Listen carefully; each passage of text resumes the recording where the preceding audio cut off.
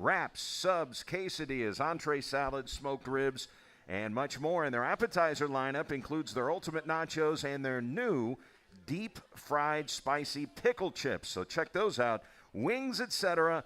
Good food, great times, home of the Red Hawks Coaches Show. I don't know if you've made plans for where you're going to watch the Super Bowl, but Wings would be glad to have you either in Cape or Jackson for the big game between the Chiefs and the Tampa Bay Buccaneers coming up about a 5:30 kickoff on Sunday down in Tampa. We're joined by Red Hawks basketball coach Brad Korn. How are you, Coach? I'm doing well. Always doing well after a couple wins. I was going to say, does food taste better during a winning streak? Everything's better after a winning streak. Everything. Well, you certainly played well on Saturday, Eastern Illinois.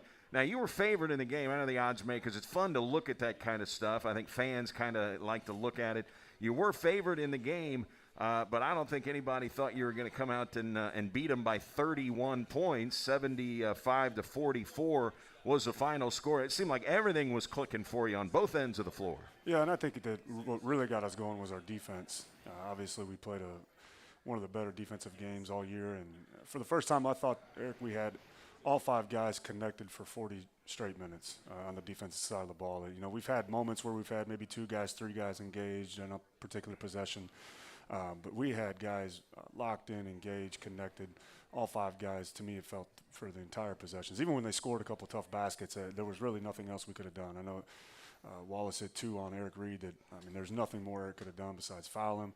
Nana we had a great defensive possession. They hit a shot over the top of Nana. So even when they made some baskets, it was still contested and it was hard for them. And I thought our guys were connected on all cylinders, clicking on all cylinders on the defensive end, which then allowed us to get in transition.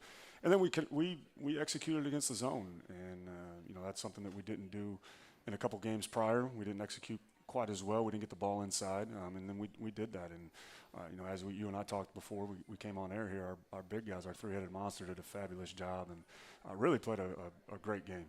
And speaking of your post presence, Nolan Taylor was not in there. He was in street clothes. I know he's been dealing with a foot injury, but this apparently a sore knee. Does it look like Nolan is going to miss some time here? Yeah, I think that he will, and it's one of those. It's that risk reward.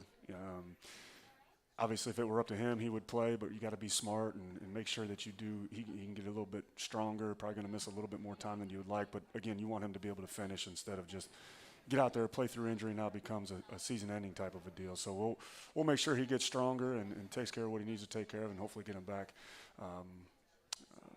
Maybe next week, maybe the week after. We'll just kind of have to see how it goes. All right, so we won't see Nolan Taylor tonight against Murray State. Manny Patterson, coach, 11 points, 4 rebounds, hit his free throws. He was 5 of 7 from the line. And then you go to Nate Johnson. He didn't miss a shot. He was 3 for 3 from the field. He finished with 7 points and 3 boards. And Darius Agnew gave you 10 minutes, 6 points, 2 rebounds, hit all 4 of his free throws. And we're stressing the free throws because big guys tend to get to the line because they tend to get fouled down on the post. Are they a liability or an asset at the free throw line? And certainly Saturday, all of them were assets. Yeah, they were. And we talked about it when we knew Nolan wasn't going to play. It's now everybody's got to raise their level and step up. And I think they did that, obviously, with the way that they played. And Darius had a great game. I know it's been a struggle for him. He's kind of been in and out dealing with injuries as well. And so for him to come in and play the way that he played, I was really encouraged by that. He's got great touch. He's got good hands, good feet. So I feel very confident with him at the line. And I believe, if I'm not mistaken, in league he's 9 of 11. If I'm not mistaken, so it wasn't just an anomaly. He can make those, and he's got a nice shot. And Nate has done a nice job, continually getting better throughout the season and becoming more and more comfortable with the game. And then obviously Manny, he brings that physicality and that presence that you need to compete, and we're going to need that obviously tonight. All 3 of those guys with what Murray has. Yeah, KJ Williams is their hottest player right now, and he is 6'10". And he's a guy that not only does his work around the basket, I think he's hit 3 of his last 6 3-point attempts. Yeah. So you've got a guy here who is as versatile a post player as there is. He's not like Mazinski. Mazinski's at Belmont is not going to step out and hit many threes. KJ Williams can. Yeah, and I think that's the thing. It's going to be interesting to see how it goes tonight, just because now we have, Nana's not necessarily a true post guy either for us. So now to see him have to guard him on the perimeter as well. That's going to be a nice contrast to see how that goes tonight. So we're going to have to try to exploit that, take advantage of that. And then obviously our other guys, our weak side guys, which was so impressive against Eastern, are going to have to be very, very aware of what's going on with him on the low block. They do a lot of actions for him.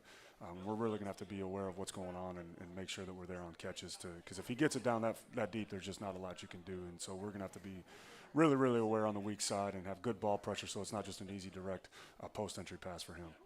So I'm guessing Manny Patterson in the starting lineup tonight. Yeah. He was the starter on Saturday. Yeah. So you look at what you did defensively to Eastern Illinois. You held them to 26% shooting. They're a pretty good shooting team. That's a strong defensive effort. Yeah, it was. And obviously anytime you've got guys like Wallace and Johnson, when they came in before, because Johnson didn't play the game before, if I'm not mistaken, and so now he comes down from Charleston and he's playing. It's like, oh boy, you never know what can happen in these games, and especially with those two guys, prolific scorers. If both those guys get hot on the road, anything can happen. And so when I knew he was playing before the game, I was just a little bit worried. Just, how would we come out? And then, Eric Reed, I told him yesterday after practice, I just said, hey, I know you only scored 3 points. Hit that 3 at the top of the key in the second half. I was like, but you held a guy who's averaging 17 points. Well below his average. And so in my mind, you scored 17 points for us because you held him way under his average. And so I think that Eric did a phenomenal job. DQ did a great job. Chris Harris was highly engaged on the defensive end, which we got to have going forward. And, Coach Pickens had told the guys after the game and watching film yesterday, I was like, we can't give that effort back. We can't go backwards now from that effort. That's got to be the baseline in the way that we play going forward. So you got the week started or at least the weekend started with the win over SIU Edwardsville. Ironically, a game that you never had the lead until there was a half a second left in regulation. 0.5 seconds. That's the only time you ever took the lead was on the 2 free throws with a half second left by Eric Reed. You come back and win that game down by 13 points. And in the first half, you just couldn't stop them. They were able to do really anything they wanted to do at times, and you really cranked up the defensive intensity. I thought, obviously you're going to look at Eric Reed hitting the free throws, but you turn them over 3 times in the final 35 seconds. If you don't win that game. Yeah, and I think and unfortunately for us, we turned it over too. There was that segment there where they were turning it over, and then we would turn it over. And probably the biggest play was, we're down 5 with 37 seconds left, and we beat the press and get a quick layup. DQ did a great job, found Nigel Russell, we get a quick layup, and now that changes everything. So now it's, as we've talked before in our own situations, anything can happen in a one-possession game with 30 seconds left. But if you go down and you don't execute and you're down 5, now we've got a foul. Now they go down and make their free throws. It's a 7-point game with 30 seconds left. It's not looking good for you at that point. Or now you got to press and play a little faster and try to make a 3 to make up that ground. So to get that quick basket within 6-7 seconds against their press with 30 seconds left was huge. And that's what we had talked about in the timeout. Like, hey, we're going to throw it here, throw it back, and then attack because, we wanted that quick score. And so I think now that changes everything. They turn it over, and then DQ hits that 3. And, the momentum just totally shifted from that 10-minute mark on when we were down 13. Really, the Eastern game in the last 10 minutes of SIUE, it's about as good a defense that you can play for 50 minutes. And so hopefully we had talked again throughout this year that we had been playing kind of in those spurts and kind of in those segments. And so for me, I'm really encouraged because now we put 50 minutes together of solid, consistent defensive basketball. And I think that's going to be, obviously he's going to have to do that tonight, but then at this time of year, with these games coming on in February and the dog days of college basketball, if we can be getting better that way, how we have, I feel good about where we're headed.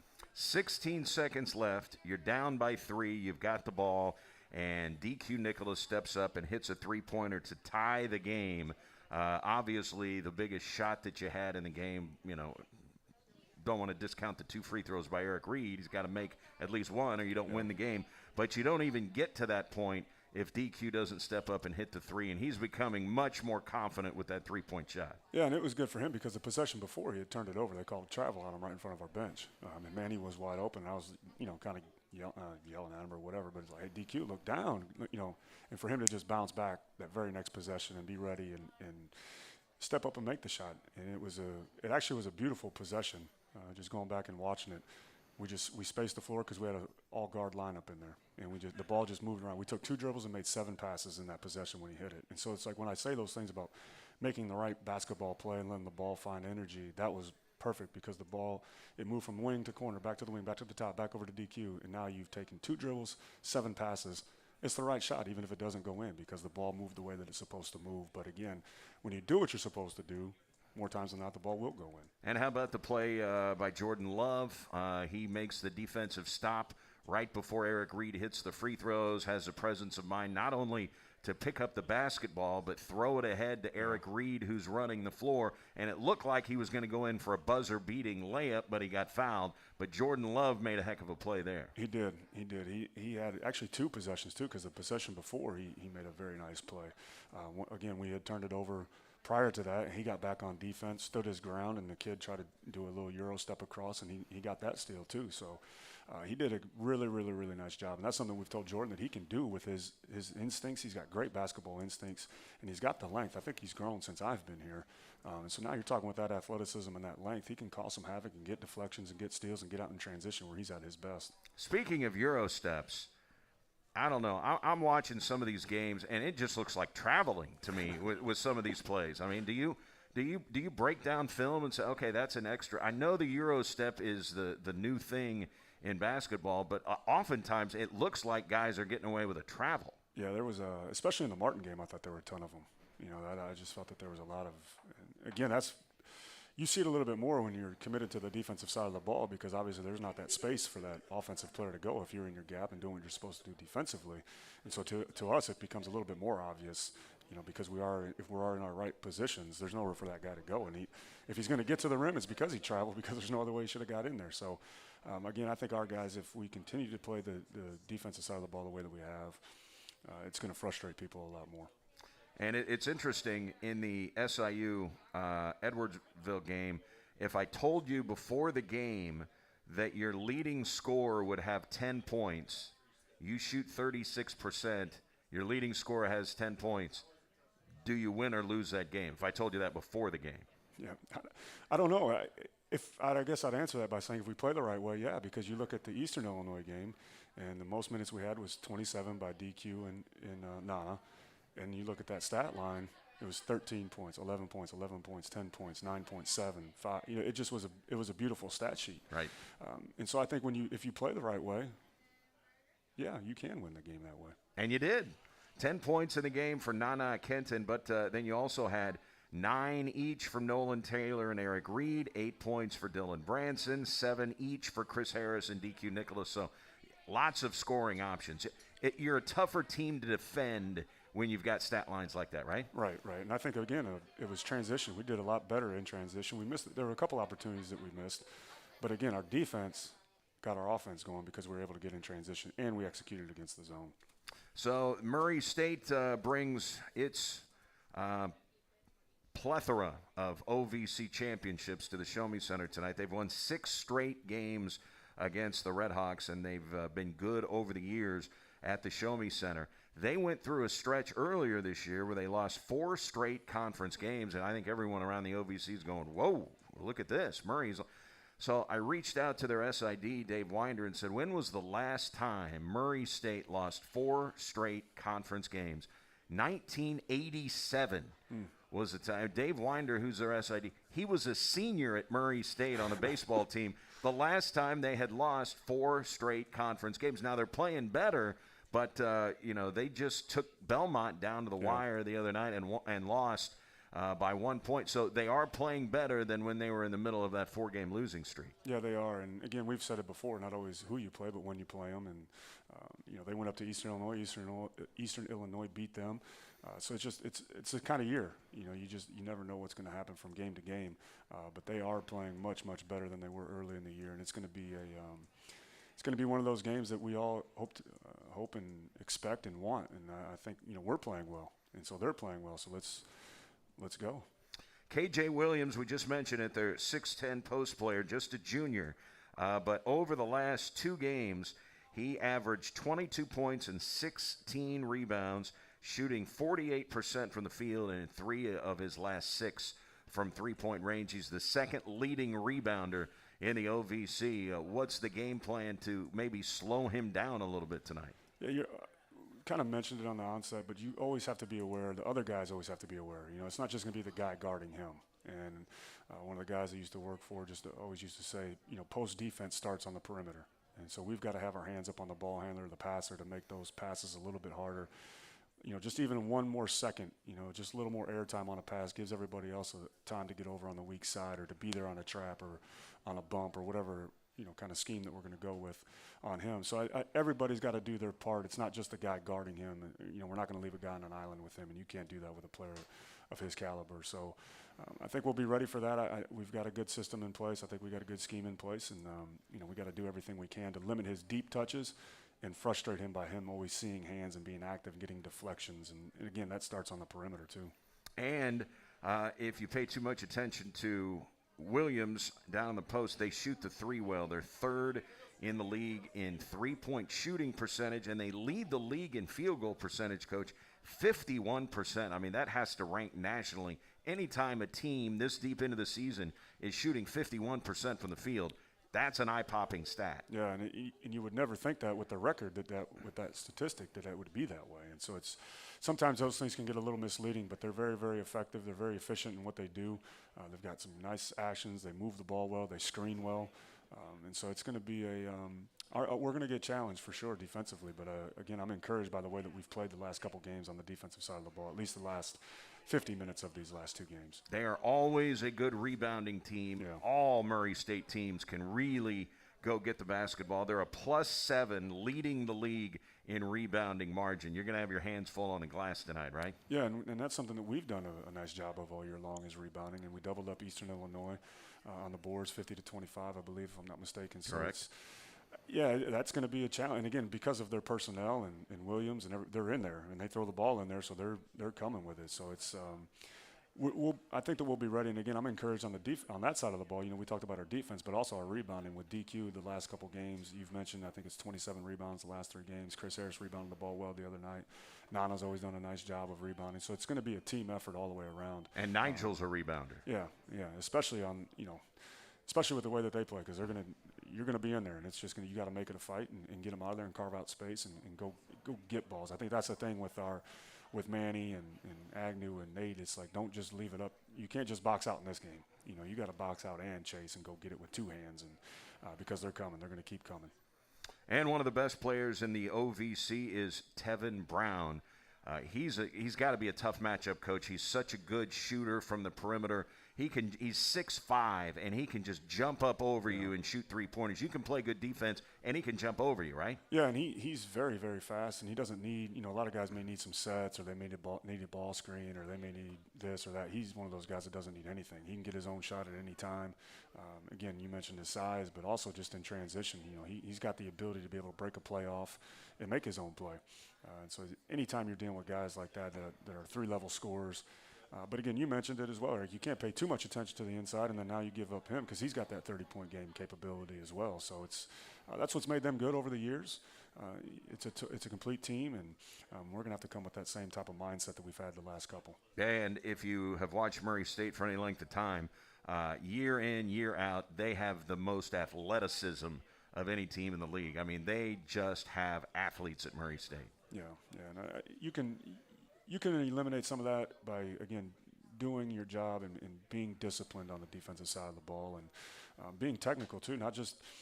It's not just being in the gap or guarding the ball, but you also have to be technical in your blockouts. I mean, that's a real thing against them, and so we've got to be you got to be engaged at all times with these guys. And some of the games that they've lost, they've had leads. I mean, there have been a few games they just haven't closed well.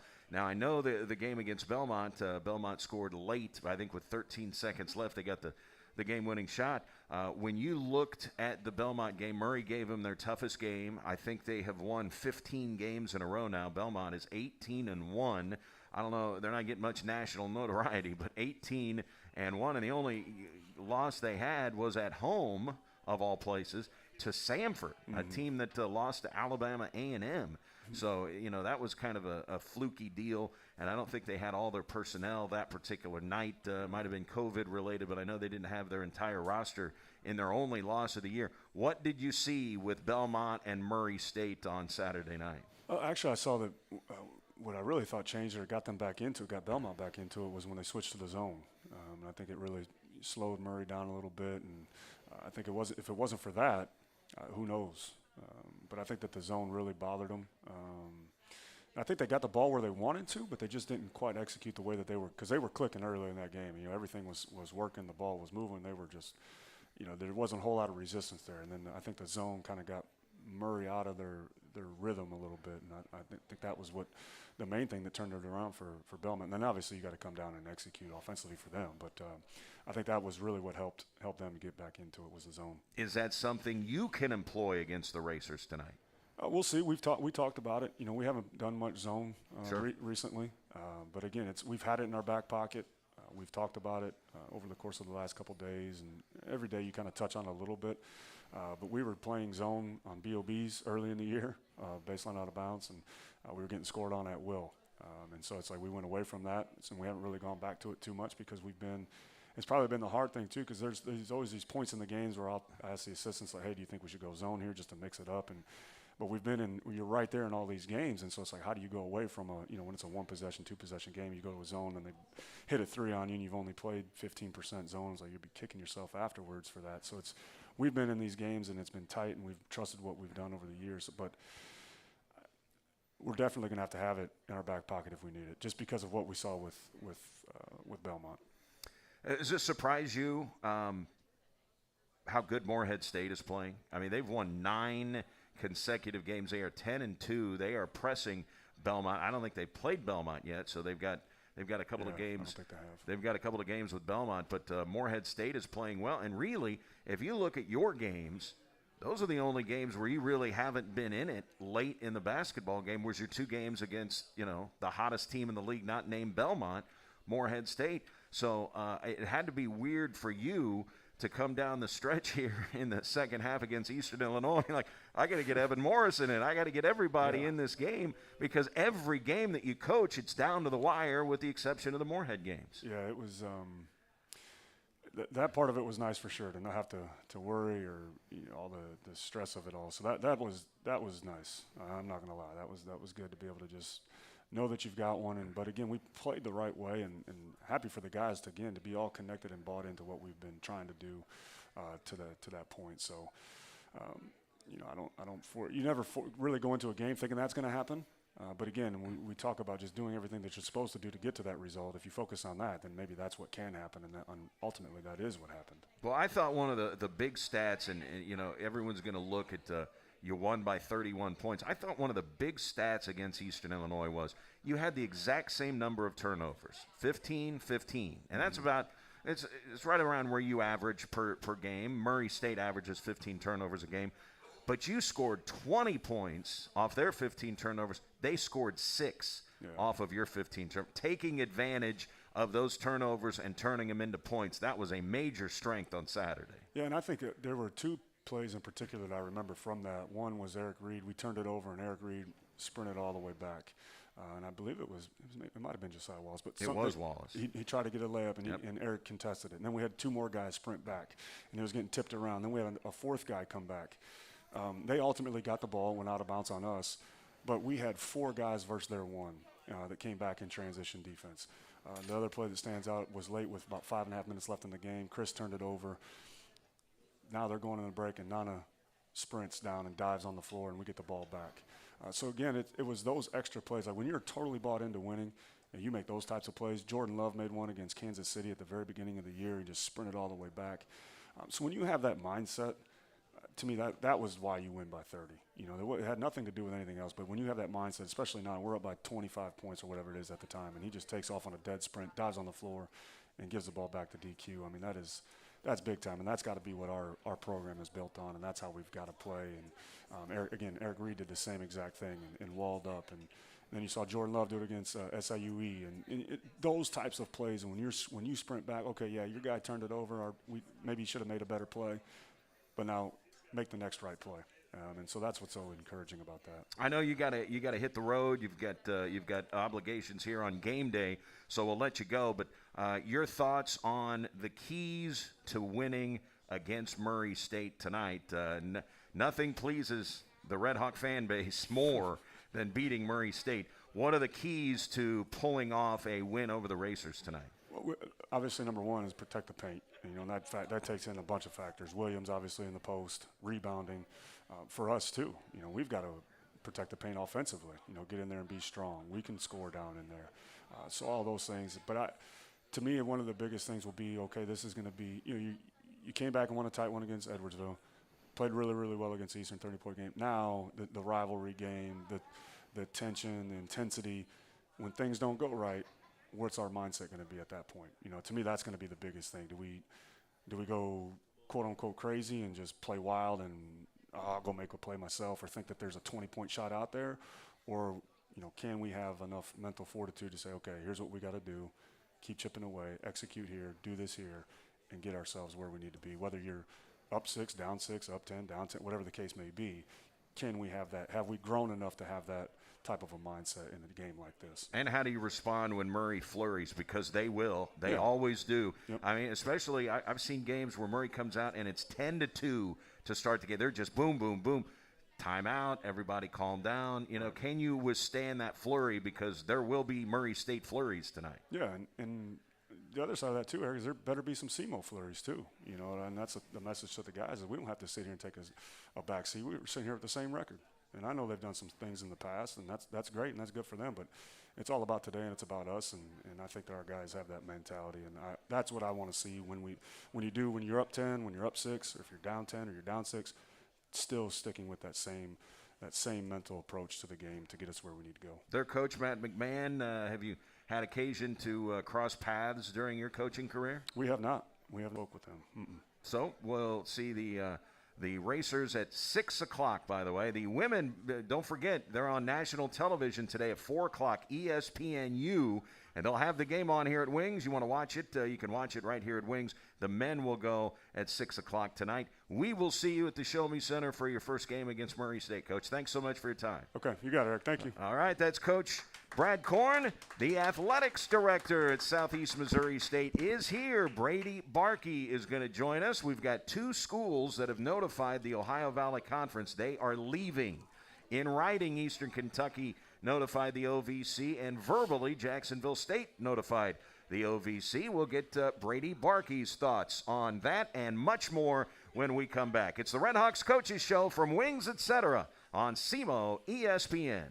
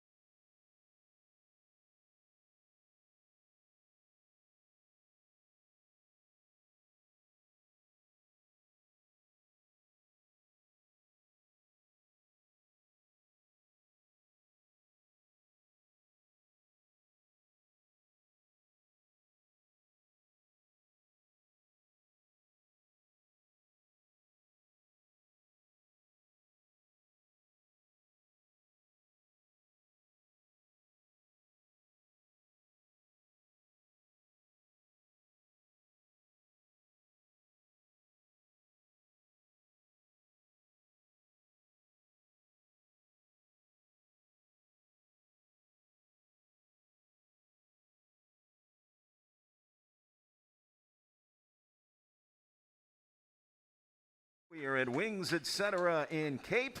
Don't forget, the award-winning jumbo wings on Mondays here at Wings Etc. just 69 cents. And if you're coming for lunch, check out their daily half-pound lunch specials, which start at just $7.99. And they have a terrific kids menu. They have family-friendly video games in the dining rooms. Wings is open 7 days a week, late on the weekends, because the games oftentimes go late. It is Wings Etc. Good food, great times, home of the Red Hawks Coaches Show. Thanks for Brad Korn's time a little bit earlier. He's got to get over to the Show Me Center as they are getting ready to play Murray State tonight. 6 o'clock tip-off. This was a game that was postponed because of COVID protocol from earlier in the season. The director of athletics at Southeast Missouri State is here, Brady Barkey. How are you, Brady? I'm doing well. How are you? I'm well. What was on the lunch menu? I know I saw you over there enjoying some delicious Wings Etc. food. Yeah, what I tasted of it anyway was the chicken bacon wrap. Of course, nothing out of the garden on it, so I take that stuff off, and some tots. Tots. See, I'm a tots guy. Tots guy. Just going on the keto though. I can't have tots. It's brutal. Yeah, I tend to be on the opposite of the spectrum with those. I don't eat much of the stuff that's good for you. I understand. I totally understand. So as we get ready to play Murray State tonight, normally it is one of the most attended games of the year, and that may be the case tonight, but it's been nice the last couple of games to have the band in the house, to have students in the house, and they've made a presence, I thought, the last two games. Yeah, I thought they have too. You forget how much it contributes to the atmosphere. Even just the band and cheer there. But the students, I think, to your point, that have been there have been engaged, and that's been nice. And so hopefully we'll have a good showing of those. 30-point wins certainly help in terms of getting people to talk about the team and that type of thing. And so hopefully we'll get some students to come out tonight, and of course, the rest of the community, and that it'll be a good environment, because I'm sure Murray will travel with some folks. Yeah, they always do. And I know that Murray State has played in some – now they have fans in their building, but I know they've traveled to venues where they were not allowing fans, or just a very limited amount. So this has got to be good for Murray State, knowing their fans, knowing, hey, we can make the drive over and watch the Racers in person. Yeah, and I think, to be honest, I think our venue probably has some of the highest numbers in terms of fans in the league. A lot of those schools are pretty limited. Illinois, of course, completely. But, I think even earlier in the year, when we went and played Belmont, I think they were limited to maybe 500. Yeah. And so even an atmosphere of 1,000 fans can be a huge environment, for this year in terms of what people are accustomed to playing in. With as good as Belmont has been, it was really weird to be in that building and to not have many fans at all, because usually they're loud and they are full, almost not total capacity. It's a really nice building, but it's a smaller venue compared to seating to like the Show Me Center or some of the bigger venues like Austin Peay and Tennessee State. But it was weird going to Belmont and not seeing many fans in the stands. Yeah, it certainly neutralizes the environment. And I think that's the case for Murray, too. I mean, watching the game that they played this weekend, I think they announced they had like 1,300 fans or something there. But you compare that to a normal year, and that's a completely different type of an environment. And so it is making a difference, and between the interruptions that teams have, and then, of course, the venue restrictions, I think that's probably why you're seeing games, be so different this year in terms of, competitiveness and who wins and who doesn't, and upsets on the road, and those kinds of things, just because it's different than what people are normally playing in. Is it kind of a positive that the Murray State game did get postponed, because you would have played it without students, without the band, but now that it is being played tonight, you play it with students and with the band, and that should be a little bit of an advantage for the Redhawks, because we've seen some games. I mean, when Cameron Payne was a freshman and we had the double overtime game and he missed the 2 free throws at the end of regulation in a tie game, if he makes either one of them, they win the game, but the football team was there. They're down on the baseline. Everybody's waving their arms, and he missed both free throws. I mean, it makes a difference, right? Yeah, it does. And I think now looking at it, it's a good opportunity for us to have that, game tonight. But, at the time, you're frustrated because Right. you're trying to just get games in and keep your rhythm and not have a pause and all of those types of things. But, hopefully we'll be able to take advantage of that and people will come out and support it this evening and make it a good environment to play in. The athletics department makes a very hard push and effort to get students to the games. And I know that has been a focus of the athletics department for quite a while. Is it different this year with COVID and going over and trying to recruit students to come to the game, or is it the same? No, I think it's different. I think some of the things that we have tried to do over the last couple of years with the Rowdy Crowd student section have just been a little bit more limited. And we're trying to be mindful of the fact that we want, to have socially distanced, student sections where it's possible and that type of thing. But, I think even this weekend, you may have seen some pictures that Coach Korn and some of our marketing folks were able to go around to some of the fraternities and deliver some pizza and encourage them to be able to come out to the games and that type of thing. And I think that goes a long way with with students in terms of appreciating that and hopefully in return they come out and support. But we've still tried to engage where we can. SEMO went Division I in 1991, the 91-92 season, and this is the very longest homestand ever since joining the Ohio Valley Conference at the Division I level for SEMO, a 5-game homestand. Now, it doesn't happen without COVID and that craziness, but, man, how unusual is it to see the Redhawks home for 5 consecutive games? Yeah, no, it's great, and it was a time that we needed it, to be honest. I mean, they went on that swing that, of course, ended up being a game shorter than what it was supposed to, with EKU game being canceled or postponed. But, it's nice to be able to, to kind of stay in your normal routine and sleep in your own bed and be able to hopefully, run a few off and get some momentum and then go on,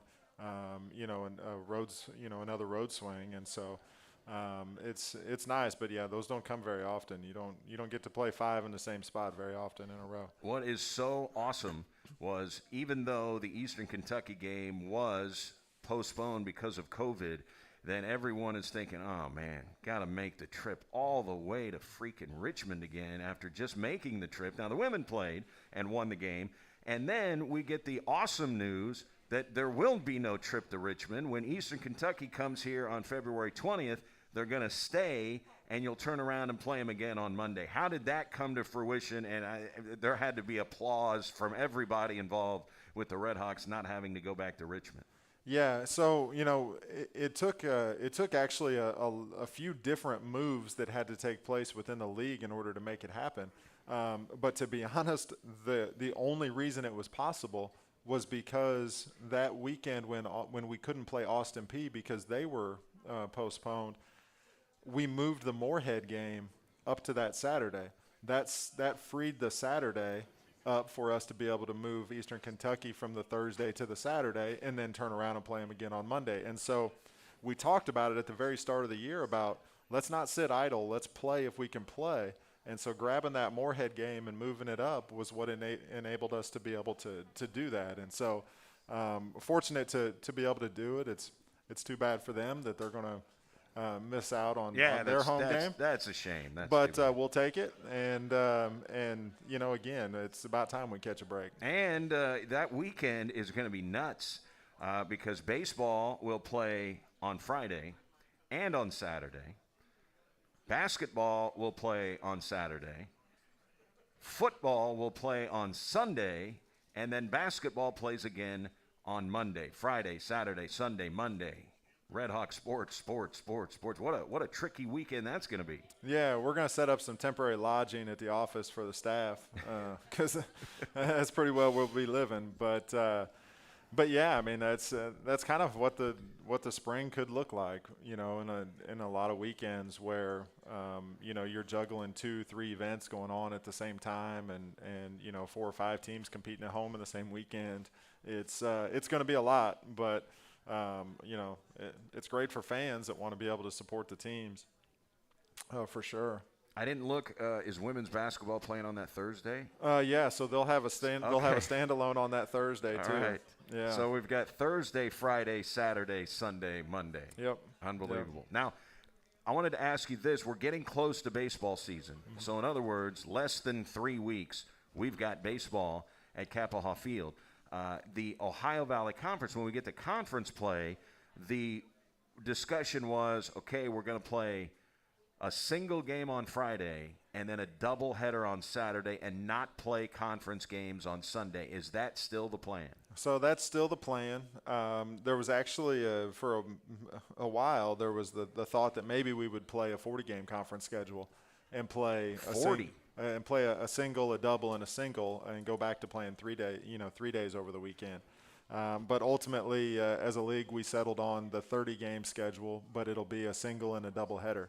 And, some of that's cost savings. A lot of it's cost savings, obviously. But it's one less day of travel that we have to deal with. But I think when we're talking about weekends like what you just mentioned with everything at home, that will also help us a whole lot as it, relates to facility conflicts and just staffing demands. And so it'll look a little bit different, but it'll still be the 30-game schedule that people are accustomed to. It's just going to be shifted a little bit in the days. Okay, so 2 questions.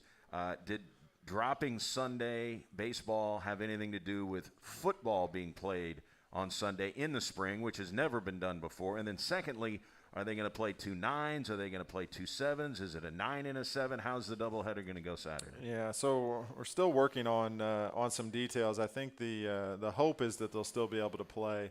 They'll still be able to play 3 9s.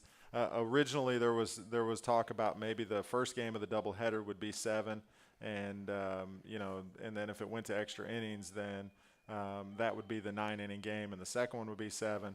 But again, when we went back from 40 games back to 30 as the discussion, then I think there was some shifting in the thought process there too. So we'll get some details out in terms of what that is going to be.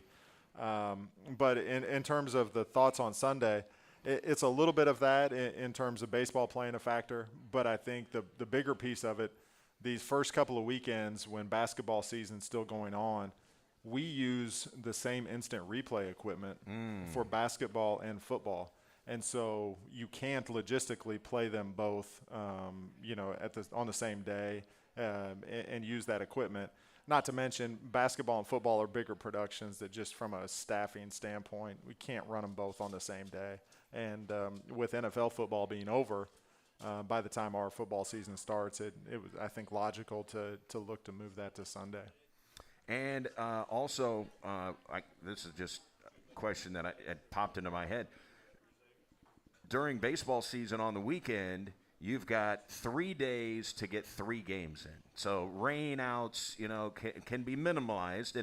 And sometimes if it's raining all weekend, it's raining all weekend. There's nothing you can do. But, you can juggle things around when you've got a 3-day window.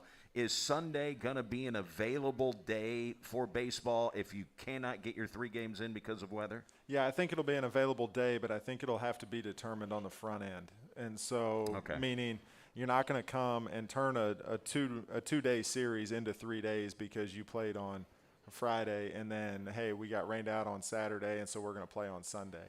I think you're going to have to figure out how to shift your weekend. Because they've got to make hotel reservations. Yeah. So, okay, that's certainly understandable. Yeah. Well, that answers that question. That's not really anything different than what we've had here. I mean, if you see bad weather, there have been, times where they've shifted a game to Monday in the OVC for baseball. Yeah, and I think the flexibility of when you play the doubleheader is possible too. That you get somebody like UT Martin that is going to travel in day of, and you may say, hey, we're going to play 2 of them. We're going to play them 2 on Friday, and then we'll play 1 on Saturday, and hope we can get a window in with the weather. I think we may see some of that too, but it's it's amazing how creative you can get when you're really forced to figure out how to put all this, puzzle together. And I think so far we've done a good job. It's I think a lot of fans have probably been, disappointed on how slow it seems like it takes, to figure out, hey, what's the baseball schedule going to look like? We're playing in 3 weeks. And the reality of it is everything changes every day, it feels like. And, you're still just trying to make the best decisions you can with the information you've got. So we're still waiting on the release of the baseball schedule, but we are not waiting on the release of the softball schedule. It was just released today. Yeah, and it's a change. That went up to a 34-game schedule, taking a kind of a similar approach to baseball in terms of minimizing travel in a weekend. So you're going to play one team over a weekend as opposed to the two with travel partners that we normally do. And then schedule your travel partner for midweek doubleheaders throughout the season. And so that actually goes up to a 34-game conference schedule. So they get some additional conference games, which helps because so much of the non-conference schedule fell apart. Some conferences couldn't commit as to whether they were going to play non-conference games. Other ones, the testing requirements were still uncertain in terms of what they were going to require visiting teams to do, which of course then has a financial impact too. But I think it's at a good place for them, and obviously we were able to put the schedule together pretty quickly and get it out. And the volleyball team picked to be number 1 in the Ohio Valley Conference preseason poll. That had to excite a few people. Yeah, I mean, I don't think it surprised anybody. It certainly excited some in terms of what they're going to have a chance to be able to do, and I think that it actually is kind of what we're going to hopefully start getting accustomed to is that we've got more teams picked, at the top of the league than we do at the bottom in terms of preseason, and then living up to those expectations. And I think that, they're an example of that where Julie has done a good job of putting a program together and attracting the right type of student athletes. And so it should be fun. It's, of course, going to be conference only. And so it's limited in terms of the number of opportunities they're going to get. But, hopefully they've got a chance to repeat what they did last year. Which is win the OVC tournament and advance on to the NCAAs. The news around the Ohio Valley Conference this week was actually a release from the league, and I think a lot of people already knew. There had been widespread reporting from, media members that are in the know, so they are certainly accountable and reliable when it was being reported that Eastern Kentucky and Jacksonville State were going to leave the OVC to go to the ASUN. I think they had a snafu in the strategic communications department at Eastern Kentucky. They put out a release on their website when they weren't supposed to. They immediately took it down, but, there were screenshots of it, so everyone saw. And then the Ohio Valley Conference said, hey, Eastern Kentucky, who is an original member of the OVC, has notified the league in writing. Jacksonville State verbally notified the league. They are leaving at the end of this athletic year. Your thoughts on losing Jacksonville State and Eastern Kentucky? Yeah. Well, first of all, since Jeff Hans is here, I'm glad that our strategic communication staff would never let something like that happen. Exactly. But knock on wood. But I mean that's certainly that's certainly a hit for our league just in terms of those two programs that have had quite a bit of success and represented us well, but. They made whatever decision they think is best for them, and I wish them the best in that. I think, from our standpoint as a league, if we rewind a little bit and you realize that prior to SIU, Edwardsville, and Belmont, we weren't a 12-team league to begin with, and so the immediate response, of course, out of people is, well, you've got to go and find institutions to replace them, and that may be true, probably more so from a football standpoint because of the holes that leaves in the vulnerability as a football league. But the other sports, in a sense, you could argue you're just dividing the pie more ways in terms of, Baseball doesn't mind Jacksonville leaving. Yeah, I mean, I don't think there's anybody that's going to miss making the trip to Richmond or Right. to Jacksonville. But from a football standpoint, as you think about the football schedule, we customarily will play 3 non-conference games, and then we'll play the 8 games in the conference schedule. Well, as it stands right now, when you're looking at 6 conference games, and now you have to find 2 more non-conference games, that gets hard in week 4, week 5, because everybody around us, the Missouri Valley, they're all playing conference games by that point. And so where do you pick up those extra games? And I think that's a big question mark, for us, and probably why it's worth us, exploring in terms of other institutions that may be interested and may be a fit. But, there's been a little bit of, I think, what's a false narrative out there that, well, the OVC wasn't a football league to begin with, and then you lose those 2, and now you're really not a football league. And I don't know, I maybe told you this when we spoke last week. I said, look, there were 2 teams that went to the playoffs last year and out of the OVC, and neither one of them were Jacksonville or Eastern Kentucky. And so, it is what it is. SEMO and Austin P, by the way, for those doing the math at home. Yeah, and so, you look at it and you say, yeah, okay, you maybe lose some depth, but, we're still a pretty good football league in terms of, having some really competitive schools in it. And if we could find somebody that made sense, that fit our profile and geographically within the footprint and those types of things, then certainly I think I would welcome, entertaining that. But I'm not one of those people that says, well, let's just go and add just for the sake of numbers if they don't make sense. So if you were guessing, and they would indeed bring in a school or 2 going forward, would you anticipate it being a school that played football? Yeah, I think so. Again, at least initially, if you look at it, a lot of the ones that are probably in our footprint are football schools too, that probably fit a similar identity to what we are. But not to say you couldn't look at one that didn't.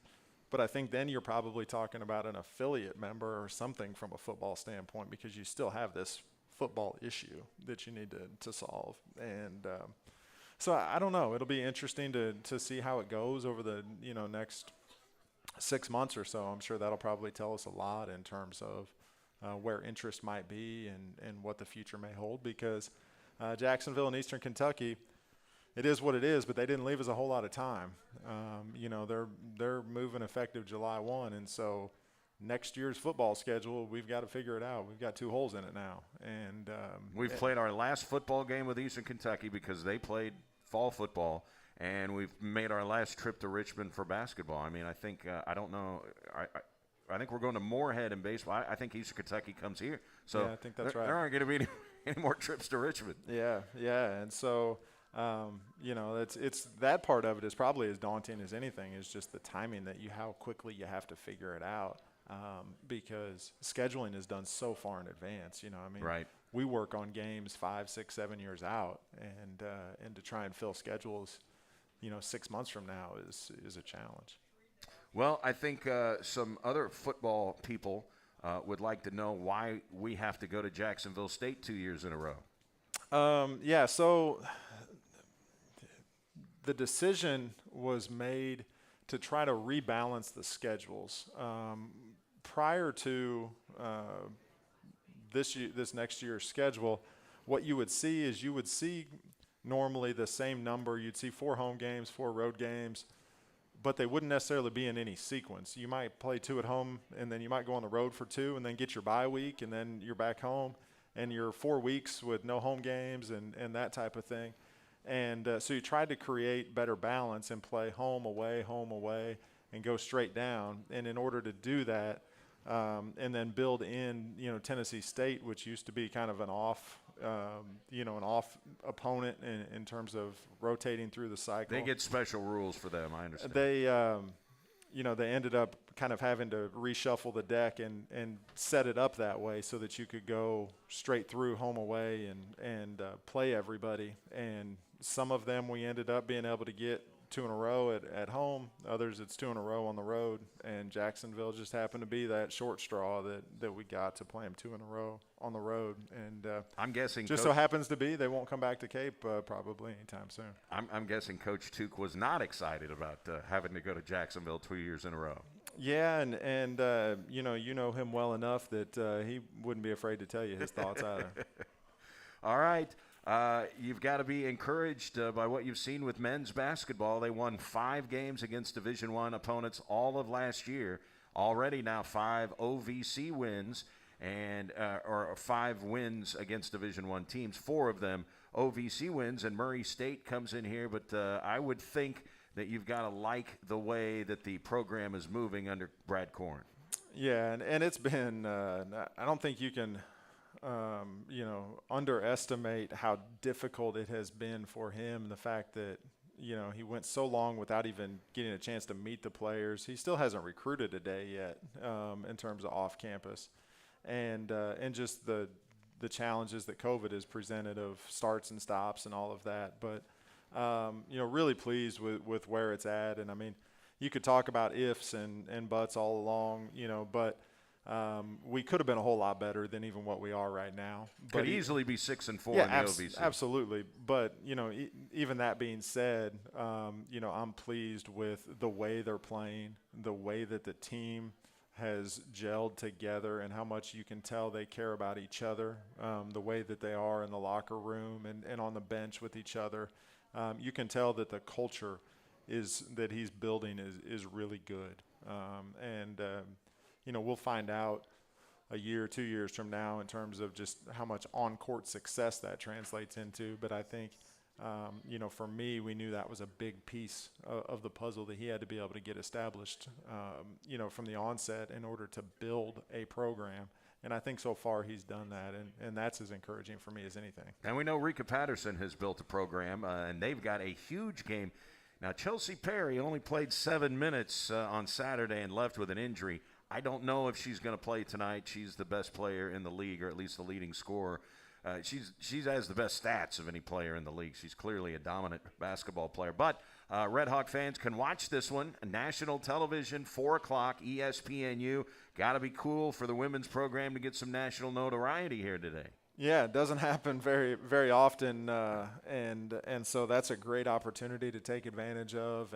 And I know our team will be hungry to kind of atone for that loss on Saturday that was a tough one to take, but it'd be a really good test at UT Martin because they're a good program. Do we know? Has there been any word leaked if they think Chelsea Perry is going to play? I haven't heard or seen anything, but either way, I think we'll be ready to go, and Coach P always seems to have them ready to play for big games, and she's done a lot the same way, I think, in terms of a culture of people that care about each other and they get together and go out and take care of business. So looking forward to getting a chance to see if they can do that today too. Yeah, and they're much more than just Chelsea Perry. I mean, she didn't play in the second half, and they just crushed SIU Edwardsville in the second half of that game without her. So it's going to be a tough game whether she plays or not. Brady, thanks so much for your time. We probably took up more time than we should have, but always great to catch up with you, and we appreciate you filling Red Hawk fans in on what's the latest. Absolutely. Thanks for having me. All right, that's Brady Barkey. That's going to do it here for the Red Hawks Coaches Show. The Max Kellerman Show is coming up. Don't forget, it's a 6 o'clock tip-off tonight for the men. The women tip-off at 4 o'clock, and you can hear that game right here on SEMO ESPN. So long.